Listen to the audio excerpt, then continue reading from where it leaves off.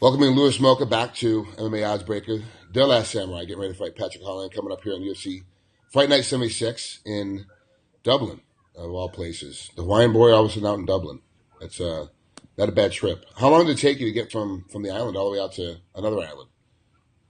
Um, it's like literally the other side of the world. It took maybe like 18, 20 hours of traveling. I can't remember exactly. Do you remember your route? So you went from Honolulu to where? Um, to San Diego. Oh no, San Fran. We went to San Fran and then straight to Ireland. Oh, okay. So it's not.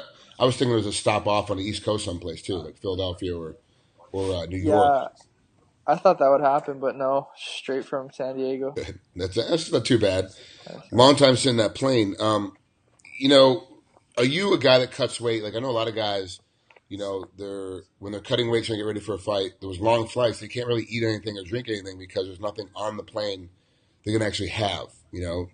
So then some guys start bringing food with them or what have you. Do you have a hard time traveling when it's fight week just because you've got to keep your weight down? Um, well, I mean, like we have to like keep our food like to our diet, but it's not hard to find stuff. Ireland's a pretty healthy place too. They have a lot of like healthy food, like whole food kind of places, so it's not too hard. Let's talk about Patrick Holohan. There's been a couple reports that you guys are about to make a breakout. One of you, whoever wins this fight, is going to have a huge breakout in the 125-pound division. And really, that's kind of where you guys are getting set up. Like that they've got to start getting more names. They got to start getting more identifiable people when they get on cards for the weight class to kind of build the weight class up. And so, yeah, obviously it makes sense. Whoever wins this fight is going to have kind of like that breakout momentum. The look on your face, you were kind of like, it's just you don't see it that way. I'm getting the sense that you're kind of like, this is just another fight I got to get through. It doesn't make a difference what happens after. Is that Um, kind of right? yeah, I'm just trying to get this win right now. I'm trying to I would approach this fight no matter like the same way no matter what. Every fight, I'm just here to win. I'm here to get my win. I'm here to keep working my way up through the ranks. So, yeah, I can. Don't worry, it's just fine. They're with Rylan just having a baby as well. I mean, Yeah. did Rylan travel with you? No, he's not here. He actually, the baby was born not too long ago. It was like a couple of days ago, and he hasn't decided to come out with us and stuff yet. Okay, yeah, I know it's tough because he's got a new baby. I asked you Yeah. before we started interviewing. You're going to go home as quick as you can after the fight's over because your baby, your girlfriend is pregnant. Does that kind of stuff wear on you? One, not having Rylan there with you, and then two, knowing that you got to hurry up and get back. Like, how is that your mental status during the week of the fight? Honestly, I kind of mentally prepared for this. I kind of had a feeling this was how it was gonna go throughout the whole camp. Like we talked about it a lot. Like Oh, we okay. weren't sure how the pregnancies were going. Yeah, like we communicated a lot. And he told me like if depending on what happens with Tiff and stuff. And yeah, we're gonna have Max come out here. I think he might be cornering me. I'm not sure exactly what's happening.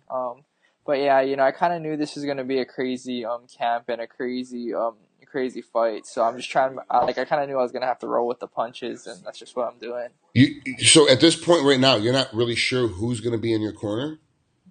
It's gonna be Charles Hipilii, Russell Doan, and then I'm not sure if Max will corner. Okay. So now that these are guys that you train with in your corner, these are guys that you're comfortable with in your corner. But obviously, having Rylan is going to be a little bit different because he is the head coach and kind of knows what's going on and what's happening. Is there any communication that you know of, like between Russell Doan and Rylan, of kind of like, okay, this is the way Lewis is. This is what we should be doing with him to get him ready. Is there any conversations like that you know of?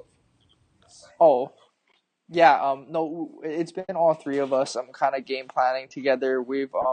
Rylan has a certain system he goes over with for us pre-fight, and he's kind of told us like I go through it throughout the camp with him, and then we keep the same routine for fight week and stuff.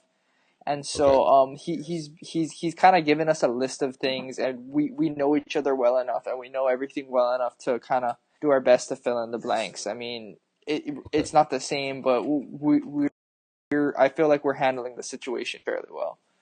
Well, let's talk about your opponent. Really, like I said earlier, this is kind of a breakout fight for whoever wins this fight. It kind of puts you guys up to the next level. But I mean, you obviously respect Patrick as a competitor because he's getting ready to step in that cage with you, but you don't really see him as being on your equal level, do you?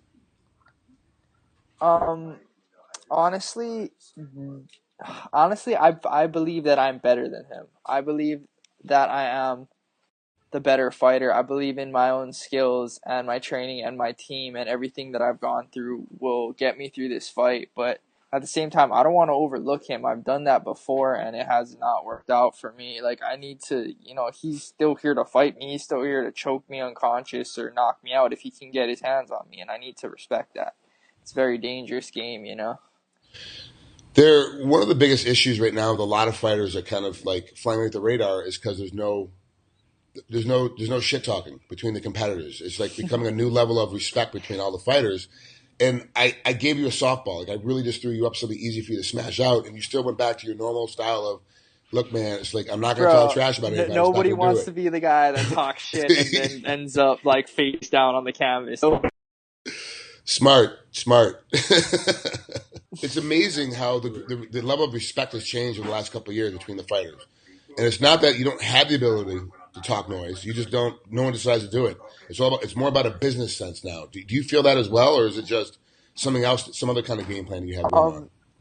Yeah, there's there's always a mental aspect of it. Like, you're not trying, because a lot of times when you start talking, like, you tend to give away like what you're thinking. Like, I'm over here, like, yeah, I'm gonna come knock you out. He's like, okay, well, now I know he's gonna try to strike, so I can game plan around that. Mm-hmm. Like, a lot of times, like, if you get like too into the shit talking, you'll give things away, and you'll it's not always the smartest thing to do to let your nerves get into the fight. It's just not always the best thing to do.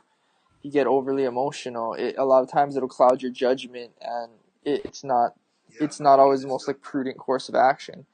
Like, there's a business sense to it as well. Like, a lot of times, like, your fans want to do the talking for you, or like, if you are that guy that runs their mouth and ends up getting knocked out, you've lost a ton of interest because you couldn't back up what you were saying. Like, it becomes like it becomes a lot to climb back from. It becomes like, if you can't back it up, it really damages your career if you like hype yourself up and you can't live up to it. I feel like underselling is always a great way to go. How do you feel like this fight's going to go with you and Patrick then? If you're not going to talk trash about him, there's got to be, still has to be some kind of mentality like, hey, I'm going to submit him. Hey, we're going to catch him. Hey, it's going to be, it's going to be one of those hard fought, long, drawn out battles. You have to have some idea of kind of how this fight's going to progress. How do you I see think it? it's I think it's gonna be like really like a battle of will, a battle of heart, because like everybody's saying that we're gonna be like the next, like we're basically getting primed for contendership right now. Like, I mean, everyone's saying it. It's kind of like it's kind of like known. It's kind of like we're kind of expecting it at this point, and we know we're fighting for it. So and we both want it. I can tell he wants it. Yeah. He has Conor McGregor over there. He's looking at Conor, and he wants everything that Conor has. So I know he really, really wants this win, and I really want it too. I'm only in this sport to be a champion, and it's gonna be a war. All right, Last Samurai, I appreciate you coming on here. I know it's a weird time zone now with all the time change and stuff. It's 8 a.m. out here in Hawaii. It's like, what, 3 o'clock or something your time now? In It's 7. 7 o'clock at night. So yeah, it's a full 11 hours ahead of us. So Yeah. thanks, Louis, for coming on, man. I really appreciate it. Good luck this weekend, man. We'll talk soon. Thanks, Frank. All right, take it easy.